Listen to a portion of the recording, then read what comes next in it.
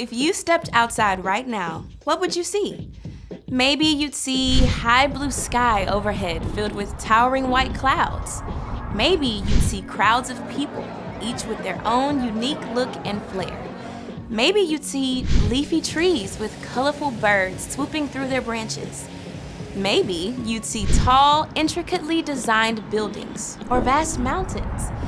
From the rough mosaic bark on a tree to the fine lines of blood vessels just beneath your skin, every bit of it is God's handiwork, or the work of people God created and inspired.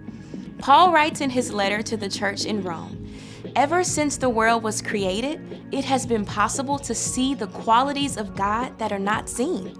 As you look at the world around you, it's impossible not to see the fingerprints of God, to see God's power, imagination, and faithfulness. Seeing what God has created and hearing stories about the wonderful things God has done can lead us to trust God more and more.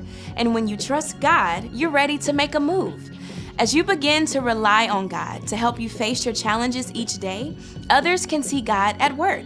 That's why faith is an amazing way to worship God with your life. Because worship is about more than just singing loud, it's all about living loud.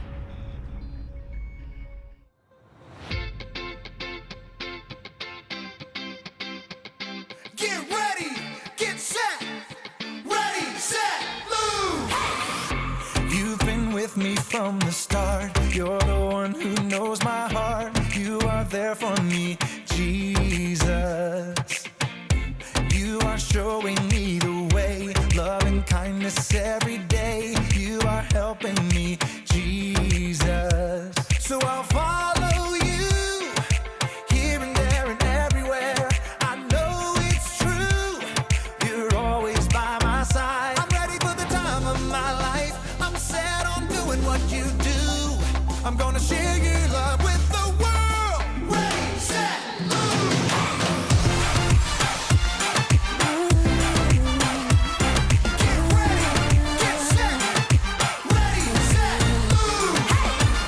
You've been with me from the start. You're the one who knows my heart. You are there for me, Jesus. You are showing me the way, love and kindness every day. You are helping me, Jesus. So I'll follow you, here and there and everywhere. I know it's true, you're always by my side. I'm ready for the time of my life. I'm set on doing what you do. I'm gonna share your love with the world. Ready, set, move.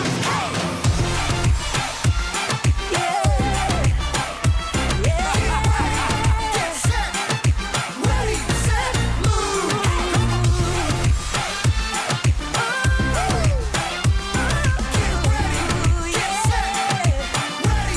Here we go. I'll do what Jesus told me, believe what Jesus showed me, love 'cause Jesus loved me. We trust that He is with us, no, He will never leave us. Let's shout what He did for us. Bring it down. I'm ready for the time of my life. I'm set on doing what you do. I'm gonna share your love with the world. Ready, set, move. I'm ready for the time of my life. I'm set on doing what you do. I'm gonna share your love with the world. Ready, set, move. I'll do what Jesus told me. I'll do Jesus whatever you want me to do. ready, set, move. Trust in you. Trust in you. Set, move.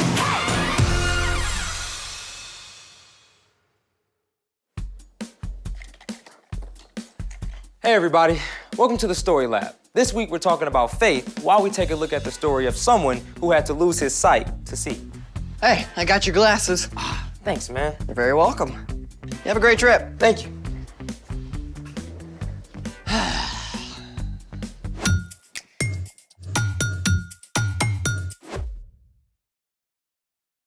Hey, I'm Carter. And I'm Zeke. We're talking about faith. Which is trusting in what you can't see because of what you can see.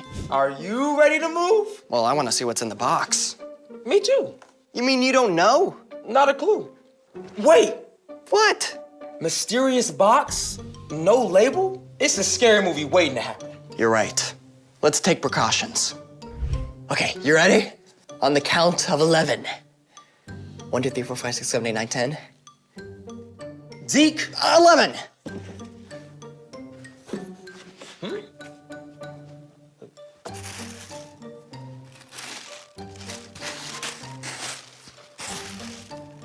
Nothing. Oh, wait. There's a flashlight. And not a very good one. hold on. This isn't just any flashlight. It's a black light. Like what they use at crime scenes? Oh, it can be used for lots of stuff. Well, how does it work? A black light gives off ultraviolet light that is invisible to humans. Certain fluorescent substances absorb the ultraviolet light and re-emit it at a different wavelength, making the light visible and the material appear to glow. Cool. I wonder what we can see with this. You're wearing a white shirt.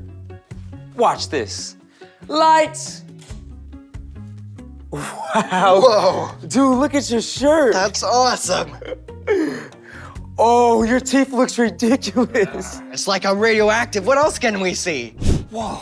Glowing fruit. That is totally awesome. Ripe bananas get fluorescent so that they can attract animals like fruit bats that don't see the normal range of light. Ah, God must have a wild imagination to come up with that. Hey, there's a note in there. It's blank. You really think so?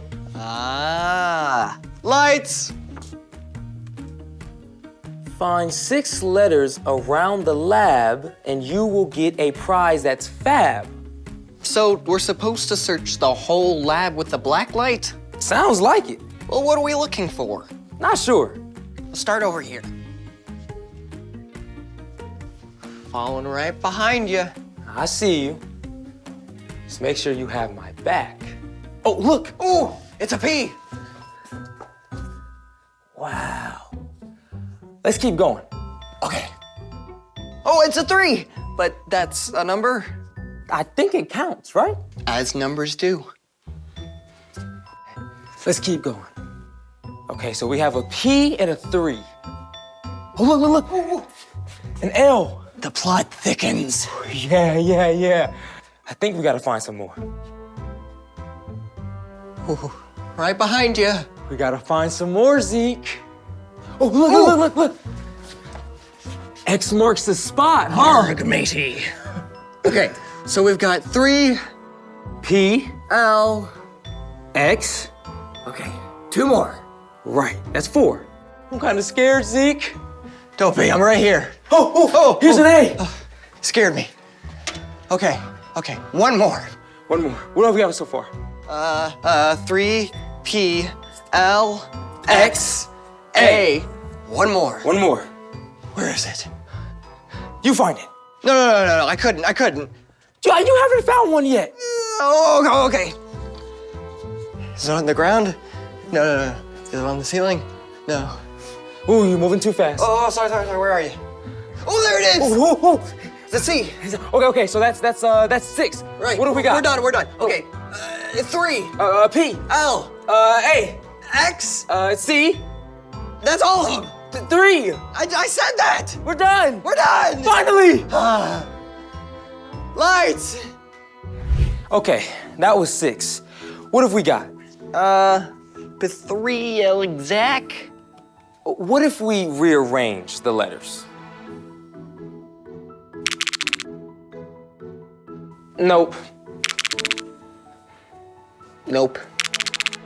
Oh, C-3PO. You know. Sir, the possibility of us successfully navigating the asteroid field is approximately 3,720 to 1. There's no O. Wait, let's see what it looks like with the 3 and the X put together. Wait, I got it. Oh, good, clap 3 times. So we're supposed to clap 3 times? You can do the honors.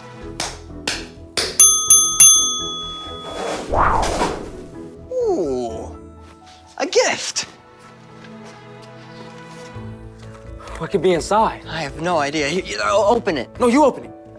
No, you open it. No, I won't open it. Me neither. No, you. Okay. You ready?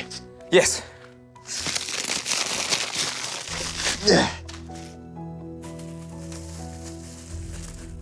Ooh, glow sticks. I know just what to do with these. Yes. Oh.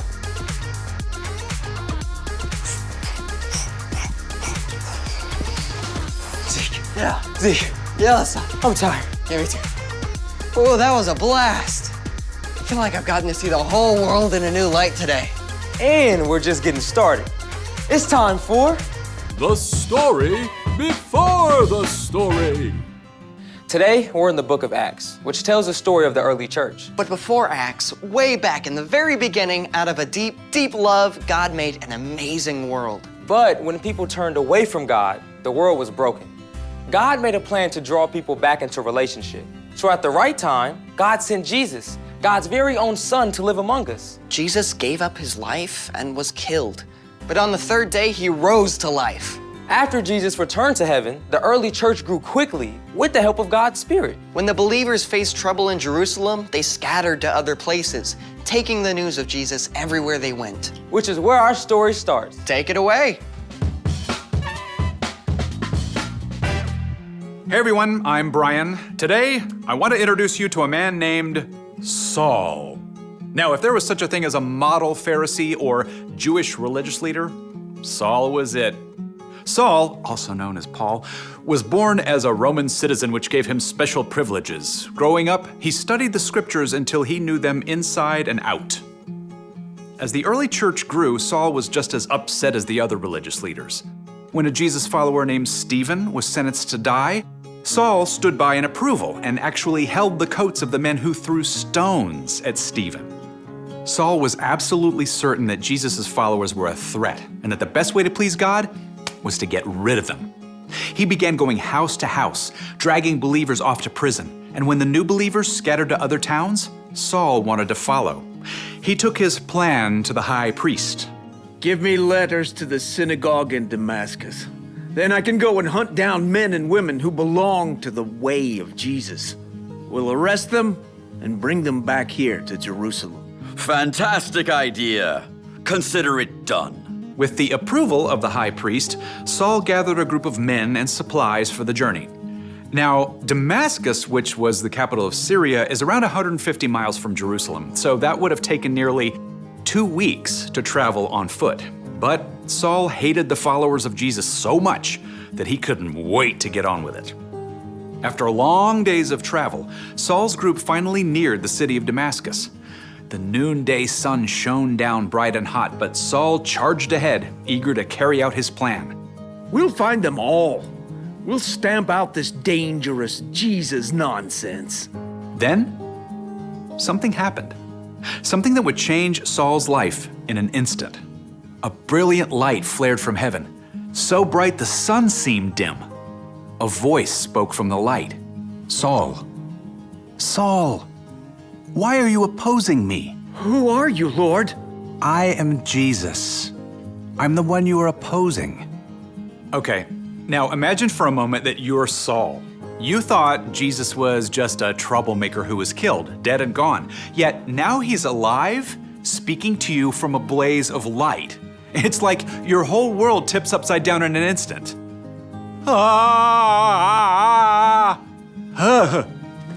Whew. And Jesus wasn't done yet with what he had to say to Saul. Now get up and go into the city. There you will be told what you must do. The men with Saul saw the light too, and heard a sound. What is that? It's like thunder. As the light faded, Saul stood and opened his eyes. I can't see. Saul had been in full command, yet now he was helpless. Men from the group led him to a home in Damascus, and for 3 days, still blind, Saul prayed to God. During this time, he didn't even eat or drink anything. And that's where we'll leave it for today. The end. Ooh, a cliffhanger. You're right, it's to be continued. You cannot just leave everyone hanging like this. Okay, spoiler alert. Saul's meeting with Jesus did change him. Later, Saul regained his sight, and instead of trying to wipe out Jesus' followers, Saul became one. So, what's our part in the story? Well, you probably won't hear Jesus ever speak to you from a brilliant light. Saul's perspective, his way of seeing the world, was changed in an instant. But as you begin to learn who Jesus is and choose to follow him, your vision too will start to shift. You'll start to see things in a new light. Like the stuff that happens to you. That's true. When you know Jesus, you discover that you are a child of God and that God loves you more than you can imagine. Everything that happens to you, even the hard stuff, becomes an opportunity to grow and become more like Jesus. Knowing Jesus can change how you see other people too. Yeah, it's like you get this supervision to look at your class bully or your annoying little cousin and see that they're made in God's image too. And they deserve your love and respect. Knowing Jesus means that you can pause at any moment in your day and ask Jesus to give you his perspective. The more you do, the more Jesus will show you ways to love God and love people in everything you do. Yep, I think you guys are seeing the light. See you next time. So, here's the thing. Knowing Jesus changes how you see things. Hey, do you think those glow sticks have any light left? And thanks for joining us in the Story Lab. See you next time.